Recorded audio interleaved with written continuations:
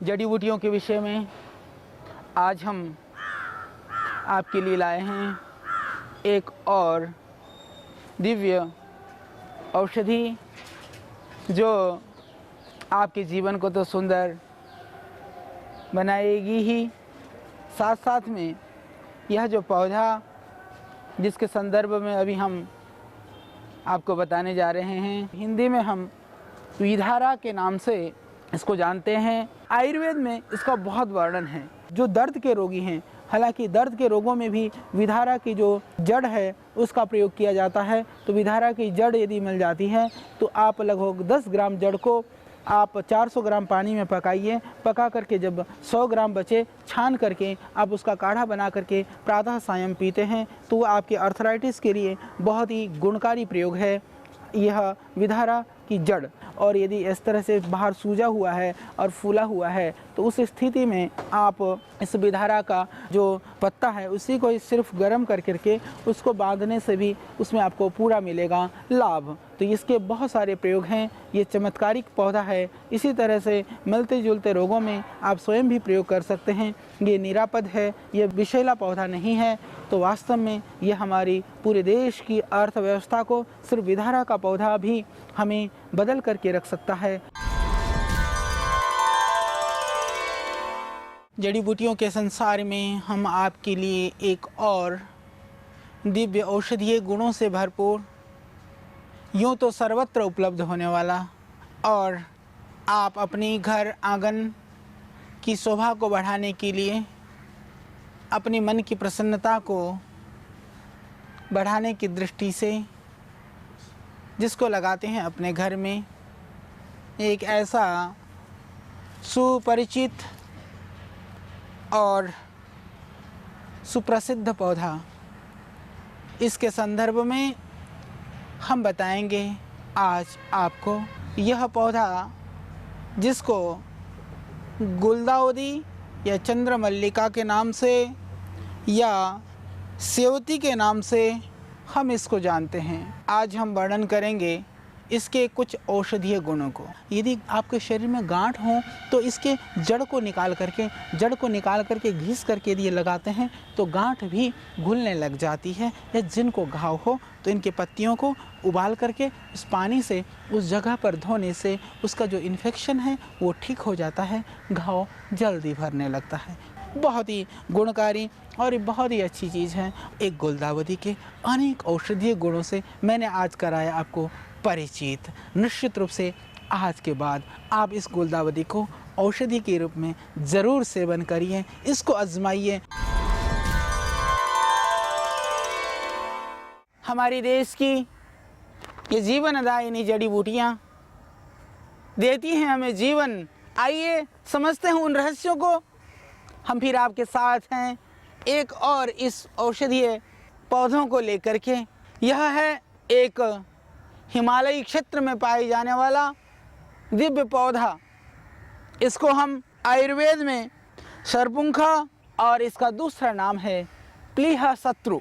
इसका एक प्रयोग है, जहाँ जहाँ शोथ है वहाँ वहाँ इसका आप पुलटिस बना करके बांध भी सकते हैं। बांधने मात्र से वहाँ की सूजन जो है उतरने लगेगी। और यह एक दिव्य औषधीय प्रयोग आपने जाना। तो जड़ी बूटियाँ हमें जीवन देती हैं और बीमारी से होने वाली परेशानियों से भी हमें निश्चित रूप से बचाती हैं। तो यदि आप दूसरी चिकित्सा पद्धतियाँ भी अपना रहे हैं अपने रोग के लिए, फिर भी आप साथ में जड़ी बूटियों का प्रयोग करिए, जिससे रोग की तीव्रता और उसकी समूल समाप्ति के लिए इससे मिलेगा सहयोग।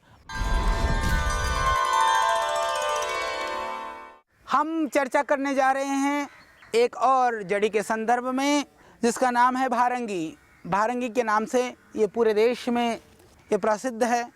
वास्तव में एक बहुत ही औषधीय गुणों से परिपूर्ण यह शुभ है। जिनको मस्कुलर प्रॉब्लम है, मांसपेशियों की कोई भी बीमारी है, आयुर्वेद में हालांकि अनेक तेलों का विधान है। यदि इसका रस निकाल करके, जैसे मान लीजिए कि 800 ग्राम इसका रस निकाला तो आप उसको पकाना शुरू कर दें। लगभग आधा यानी कि 400 ग्राम रह जाए, उसमें आप 200 ग्राम अधिकतम सरसों का तेल डालिए। फिर इसको धीमे आंच पर पकाइए। फिर जो बच्चे कमज़ोर हैं या जिनके अंदर मांस क्षीणता की जो मस्कुलर प्रॉब्लम शुरू हो चुकी है, किसी बड़े आदमी को भी, उसको आप मालिश करिए। इससे आप देखेंगे निश्चित रूप से फर्क पड़ेगा।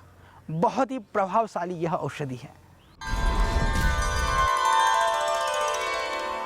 बहुत सारे घरों में यह पौधा भी निश्चित रूप से लगा होगा, पर आज तक आपने इस पौधे के संदर्भ में यही जाना होगा, यह घर की सुंदरता को बढ़ाएगा। इसका आयुर्वेद में बहुत सारा वर्णन और प्रयोग शायद अभी हम नहीं खोज पाए हैं, हमें खोजना चाहिए। इसका जो नाम है, यह सुदर्शन इसका नाम है। यह सुदर्शन आपके रोगों को ख़त्म करने के लिए एक साधन है। और इसका जो प्रयोग है, जिनको दर्द है, दर्द के लिए यदि इस पत्तियों को आप तोड़ करके उसको गर्म करके यदि बांधते हैं तो उस जगह दर्द से आपको तुरंत लाभ मिलेगा। यदि कहीं सूजन है, सूजन में यदि इसका प्रयोग करते हैं तो सूजन से भी तुरंत इससे मुक्ति मिलेगी। तो आपके शरीर में कहीं पर भी दर्द है, सूजन है या कान के दर्द के लिए आप इसका प्रयोग बिल्कुल निर्भयता के साथ और निरापदता पूर्ण ढंग से प्रयोग कर सकते हैं। आप प्राणायाम करिए। नियमित किया हुआ आपका प्राणायाम आपकी जीवनी शक्ति को बढ़ा करके आपको निरोग करेगा। और यह मत भूलना, बीमारी एक दिन में नहीं आती है, बीमारी महीनों वर्ष के आपके असंयम, असावधानी और अज्ञानता का कारण है। तो आप झटपट यूं गोली की तरह से एक बार बैठ करके प्राणायाम करके उस रोग से मुक्ति की कल्पना करना, शायद कहीं आपकी नादानी होगी, तो इसके लिए ध्यान रखिए। ऋषि लोग कहते हैं कि आप उसको जीवन का अभिन्न अंग बना लें। सतु दीर्घ काल निरंतर सत्कार सेवित दृढ़ भूमि की निरंतरता से बिल्कुल विश्वास के साथ आप लगे रहें, तो आपके रोगों से मुक्ति में होने से आपको कोई नहीं रोक सकता। आपकी बीमारियां, आपके रोग हो जाएंगे आपसे मुक्त। आज के अंक में आपने विभिन्न औषधीय पौधों द्वारा सूजन, मूंछ, गांठ, दर्द, जोड़ों का दर्द, कमर दर्द व गर्दन का दर्द और इससे जुड़ी अनेक परेशानियों के घरेलू एवं आयुर्वेदिक उपचार के विषय में जाना। कल फिर हम कुछ और महत्वपूर्ण औषधीय पौधों एवं आयुर्वेदिक उपायों के विषय में चर्चा करेंगे, जो कि आपके लिए लाभकारी होंगे।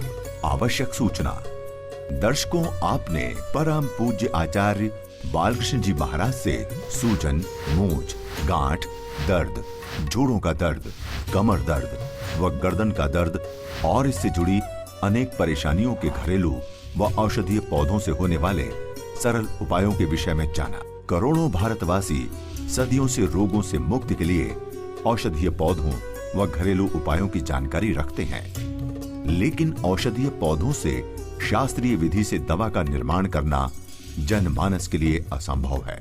इसी को ध्यान में रखते हुए पतंजलि योगपीठ की दिव्य फार्मेसी व पतंजलि आयुर्वेद द्वारा सामान्य मूल्य पर आयुर्वेदिक औषधियां बनाई जाती हैं, जिन्हें आप सरलता से अपने नजदीकी पतंजलि चिकित्सालयों व आरोग्य केंद्रों से प्राप्त कर सकते हैं।